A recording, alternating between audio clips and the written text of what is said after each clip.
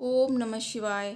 नमस्कार दोस्तों, आप सभी का आपके अपने चैनल आसान राह में हार्दिक स्वागत है। मैं हूं अपर्णा। आप सभी को हरतालिका तीज की हार्दिक शुभकामनाएं। दोस्तों, हरतालिका तीज का व्रत भाद्रपद मास के शुक्ल पक्ष की तृतीया तिथि को रखा जाता है। दोस्तों, आज मैं आपको सुनाऊंगी हरतालिका तीज की व्रत कथा। कथा सुनने से पहले कमेंट बॉक्स में हमेशा की तरह ओम नमः शिवाय अवश्य लिख दीजिए। भगवान भोलेनाथ आपकी सभी मनोकामनाएं पूर्ण करेंगे। और वीडियो को लाइक शेयर कीजिएगा और मेरे चैनल को भी सब्सक्राइब कीजिएगा। इस बार ये व्रत 9 सितंबर को मनाया जाएगा। दोस्तों, 14 साल बाद रवि योग बन रहा है, तो मान्यता है कि शुभ संयोग में व्रत और पूजन करने से सुहागिनों की मनोकामनाएं पूरी होती हैं। हरतालिका तीज पर भगवान शिव और माता पार्वती जी की विधि विधान से पूजा अर्चना की जाती है। यह व्रत निर्जल और निराहार रखा जाता है। यह व्रत सुहागिन महिलाएं सुख समृद्धि सौभाग्य और संतान प्राप्ति के लिए रखती हैं। साथ ही जीवन साथी पाने के लिए कुमारी कन्याएं भी इस व्रत को रखती हैं। दोस्तों, इस व्रत में भगवान भोलेनाथ और माता पार्वती जी साथ ही पूरे शिव परिवार की बालू या काली मिट्टी से प्रतिमाएं बनाई जाती हैं। उन्हीं प्रतिमाओं की पूजा अर्चना की जाती है। इस दिन सुहागिनें पति की लंबी आयु और सुख समृद्धि की कामना के लिए निराहार और निर्जला व्रत रखती हैं। हरतालिका तीज को हिंदू धर्म में सबसे कठिन व्रतों में से एक माना जाता है। मानता है कि यह व्रत अत्यंत शुभ फलदायी होता है। दोस्तों, अभी आपको सुनाते हैं हरतालिका तीज की कथा। वीडियो के एंड में आपको बताएंगे हरतालिका तीज पर 14 साल बाद रवि योग बन रहा है, तो रवि योग का क्या समय है, तो ये आपको वीडियो के एंड में पता चलेगा। अभी आपको सुनाते हैं व्रत कथा। तो बोलिए भगवान भोलेनाथ की जय, माता पार्वती जी की जय।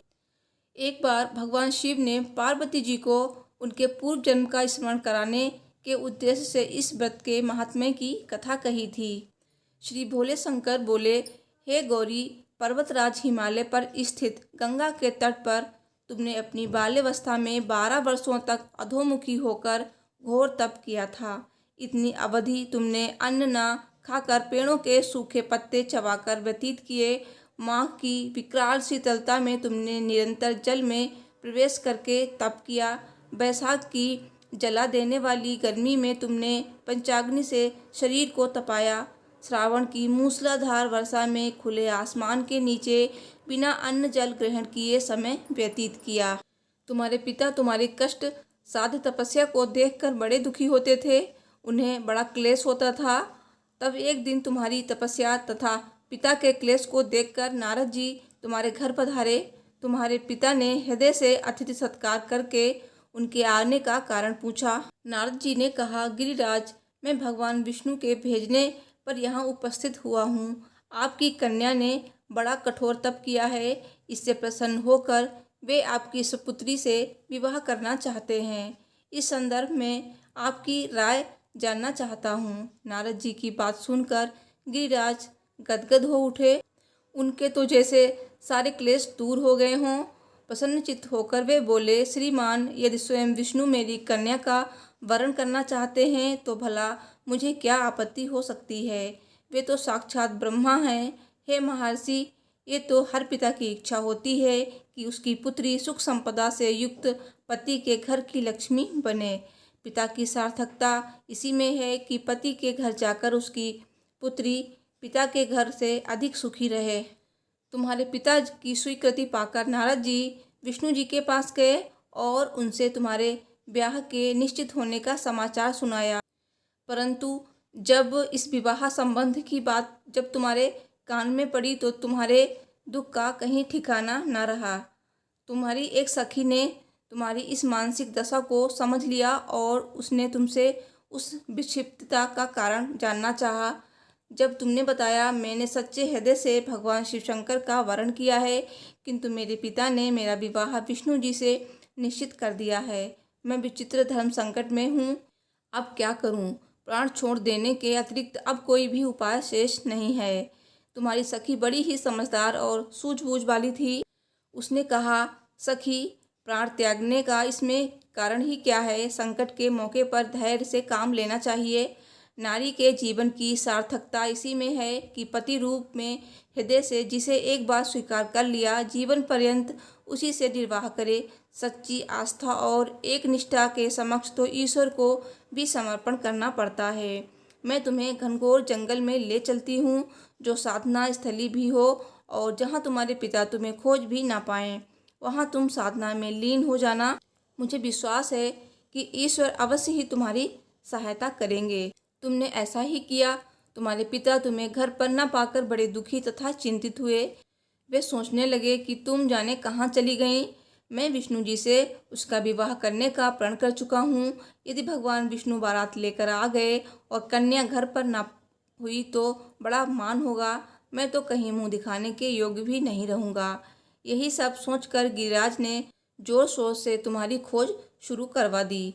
इधर तुम्हारी खोज होती रही और उधर तुम अपनी सखी के साथ नदी के तट पर एक गुफा में मेरी आराधना में लीन थीं। भाद्रपद शुक्ल तृतीया को हस्त नक्षत्र था। उस दिन तुमने रेत के शिवलिंग का निर्माण किया और व्रत किया। रात भर मेरी स्तुति के गीत गाकर जागी। तुम्हारी इस कष्ट साध्य तपस्या के प्रभाव से मेरा आसन डोलने लगा। मेरी समाधि टूट गई और मैं तुरंत तुम्हारे समक्ष जा पहुंचा और तुम्हारी तपस्या से प्रसन्न होकर तुमसे वर मांगने के लिए कहा। तब अपनी तपस्या के फलस्वरूप मुझे अपने समक्ष पाकर तुमने कहा, मैं हृदय से आपको पति के रूप में वरण कर चुकी हूँ। यदि आप सचमुच मेरी तपस्या से प्रसन्न होकर आप यहाँ पधारे हैं तो मुझे अपनी अर्धांगिनी के रूप में स्वीकार कर लीजिए। तब मैं तथास्तु कहकर कैलाश पर्वत पर लौट आया। प्रातः होते ही तुमने पूजा की समस्त सामग्री को नदी में प्रवाहित करके अपनी सहेली सहित व्रत का पारण किया। उसी समय अपने मित्र बंधु व दरबारियों सहित गिरिराज तुम्हें खोजते खोजते वहां आ पहुँचे और तुम्हारी इस कष्टसाध्य तपस्या का कारण तथा उद्देश्य पूछा। उस समय तुम्हारी दशा को देखकर गिरिराज अत्यंत दुखी हुए और पीड़ा के कारण उनकी आंखों में आंसू उमड़ आए थे। तुमने उनके आंसू पोंछते हुए विनम्र स्वर में कहा, पिताजी, मैंने अपने जीवन का अधिकांश समय कठोर तपस्या में बिताया है। मेरी इस तपस्या का उद्देश्य केवल यही था कि मैं महादेव को पति के रूप में पाना चाहती थी। अतः मैं अपनी तपस्या की कसौटी पर खरी उतरी हूँ। आप क्योंकि विष्णु जी से मेरा विवाह करने का निर्णय ले चुके थे, इसलिए मैं अपने आराध्य की खोज में घर छोड़कर चली आई। अब मैं आपके साथ इसी शर्त पर घर जाऊंगी कि आप मेरा विवाह विष्णु जी के साथ ना करके महादेव जी के साथ करेंगे। गिरिराज मान गए और तुम्हें घर ले गए।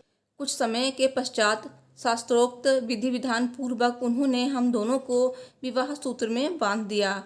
हे पार्वती, भाद्रपद की शुक्ल तृतीया को तुमने मेरी आराधना करके जो व्रत किया था, उसी के फलस्वरूप मेरा तुमसे विवाह हो सका।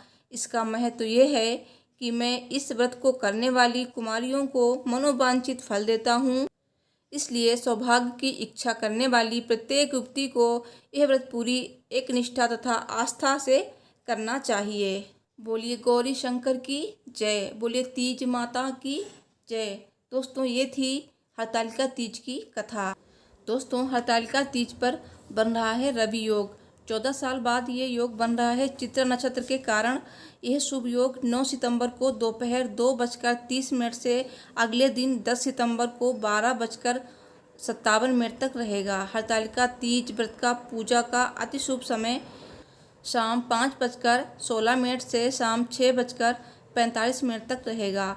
शुभ समय 6:45 से 8:12 तक रहेगा। दोस्तों, वीडियो में इतना ही। वीडियो पसंद आई हो तो प्लीज़ लाइक शेयर कीजिए और चैनल को भी सब्सक्राइब कीजिए। Thanks for watching. हर हर महादेव। जय माता दी।